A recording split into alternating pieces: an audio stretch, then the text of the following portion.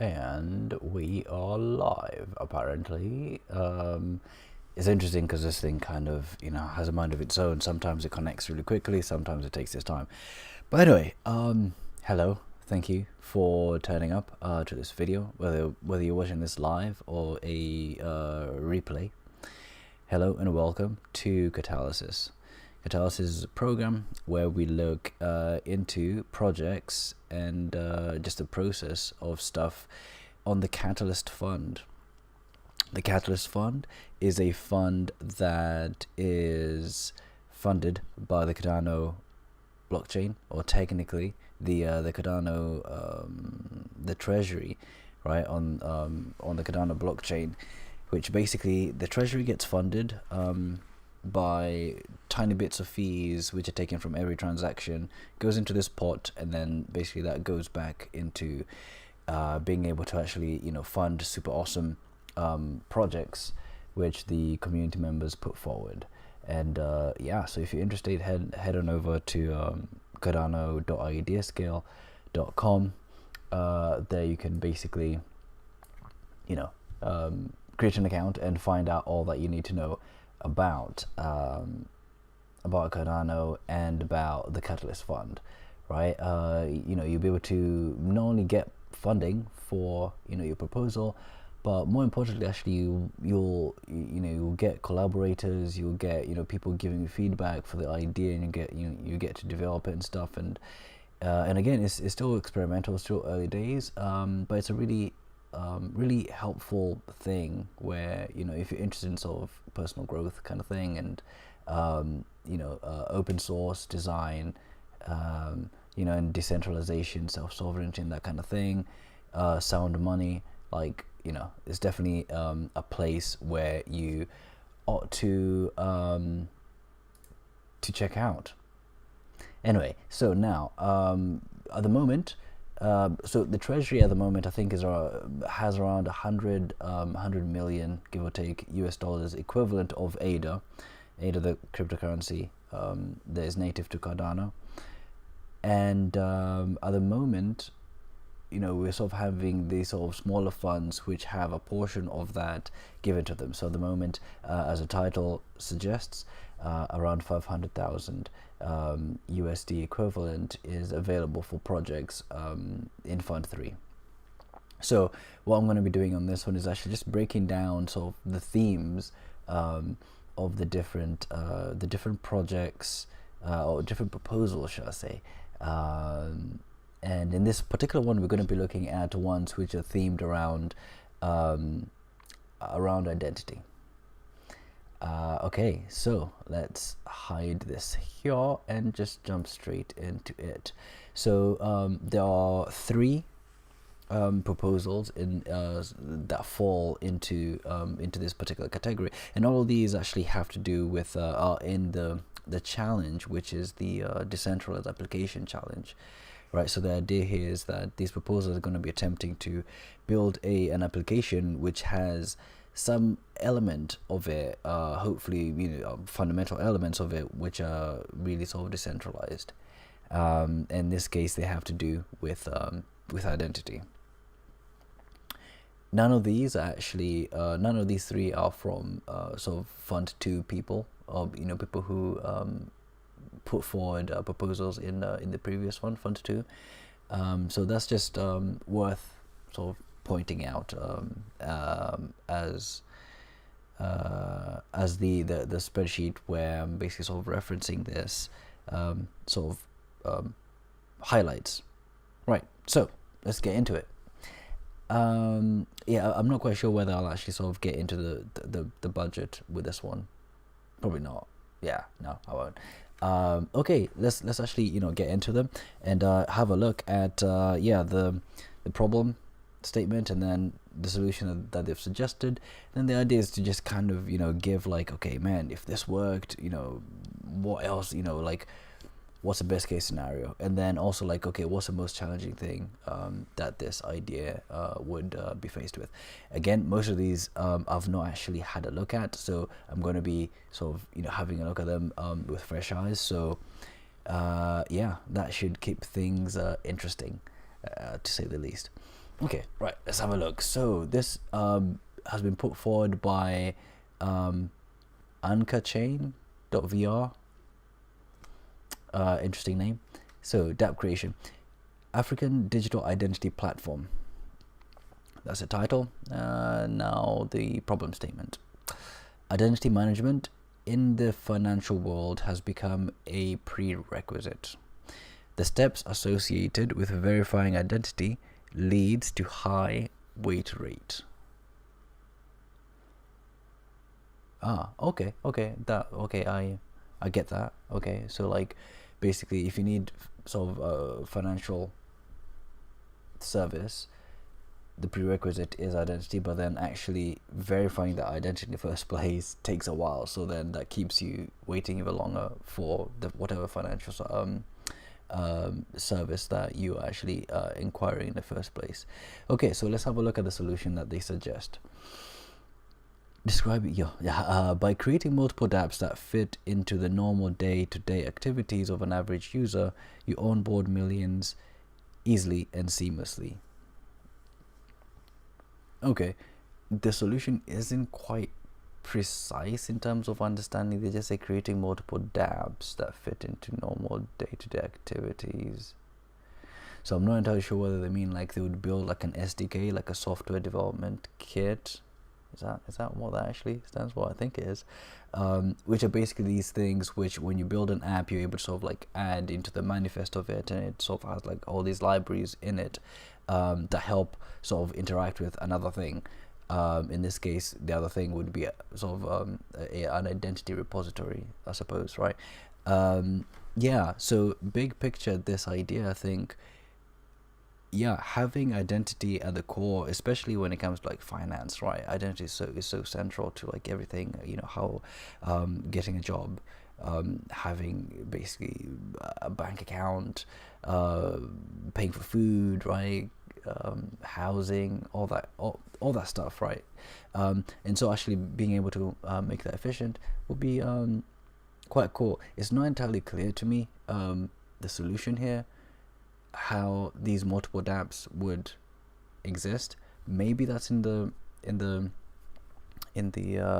more details bit further down, but I feel like a good proposal actually has, you know, gives a good sense of what the hell the solution is within this bit here, without having to go to the bit down there. But anyway, so yeah, big picture, like this will be really super awesome, in that, you know, there will be this really low friction in terms of, you know, being able to actually get low friction without compromising security, in terms of actually having more people get financial services, you know. And obviously, you know, that means, as I said earlier, that opens up a whole bunch of opportunities in terms of innovation, in terms of higher quality of life, in terms of safety, right? Like societies actually become safer because people have something worth preserving, right? So that will be, you know, one of the beautiful emergent properties from that.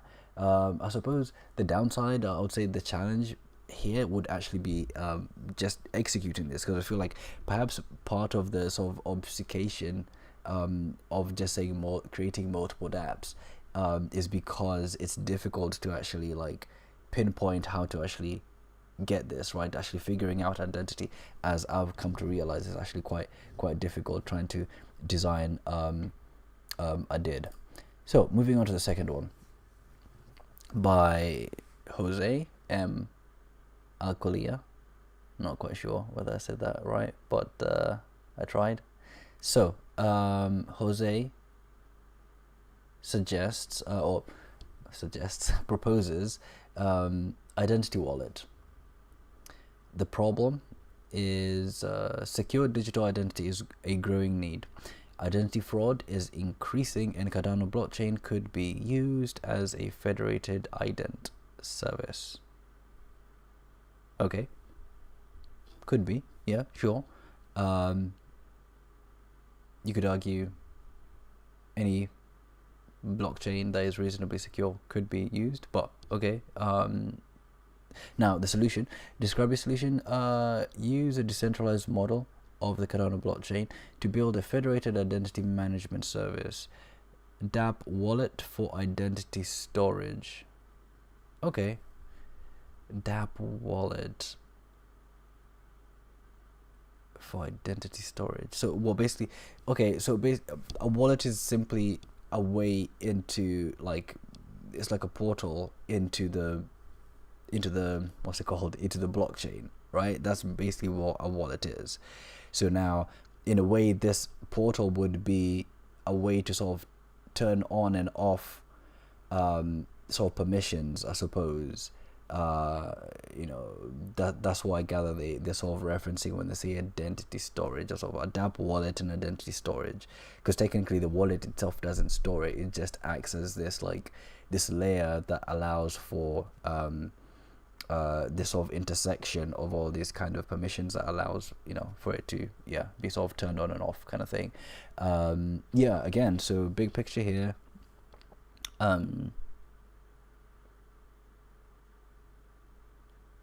Like, again, this will feel a bit repetitive. Once identity is actually figured out, like, the access to financial services will just be, you know, really quite awesome. And obviously that, you know, sort of opens up. And obviously here, this person is not particularly talking about financial services, they're just talking about identity fraud specifically. And what's interesting is in the solution, they don't particularly kind of come back to referencing identity fraud, because, you know, there's a really good point that they mentioned, you know, in the problem statement. So federated identity management service. So again, I feel like maybe the kind of wishy-washiness or the lack of clarity to me here is a downside. You know, if you could be able to be quite specific and say, okay, I'm going to build this particular thing, or this, like, I don't know, an SDK, or you know, an actual, like, I suppose they do say dApp wallet for identity storage, which again is a bit of a weird sentence.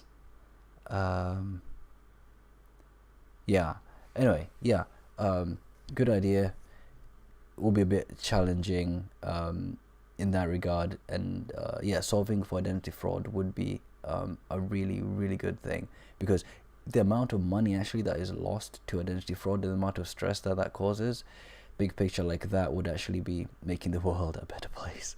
Okay, so now, last but not least, go away, stupid kudos. So Aaron Dikoski proposes proof of ownership land/real estate. Interesting. Okay, so the problem that Aaron is trying to solve is many lack confirmation of ownership to parcels of land that they occupy, or they become displaced and are not able to provide proof of ownership. Okay, and that can be quite distraught or distressing. Like, having a home is really quite important, as I can attest, having not had a home once, you know, at one point in my life. Okay, so describe your solution to the problem.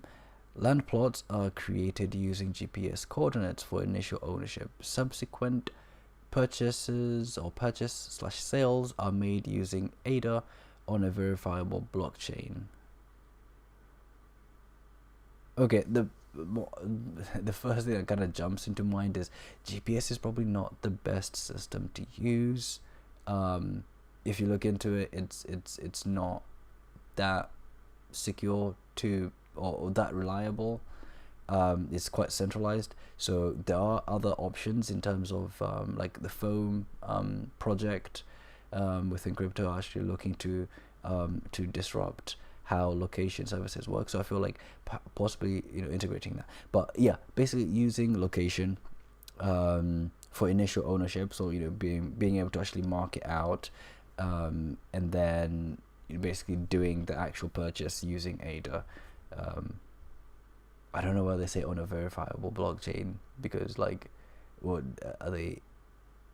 Are they saying that you'd spend ADA but on a different blockchain as opposed to Cardano? But anyway, that's probably me just being pedantic. But yeah. So as I said, yeah, but I feel like I've really kind of touched on, big picture and sort of like, big picture.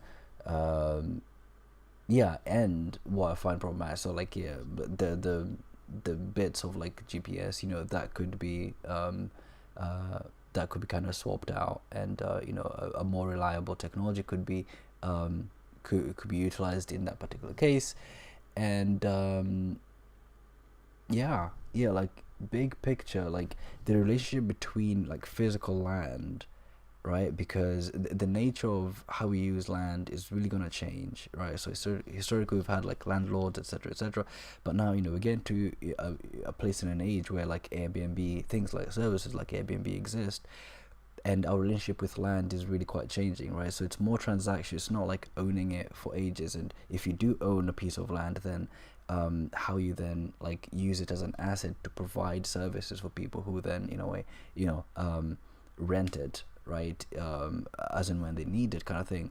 That really kind of changes the dynamic, and it makes it creates more assets, right, more value, and that's one of the awesome things about crypto, right?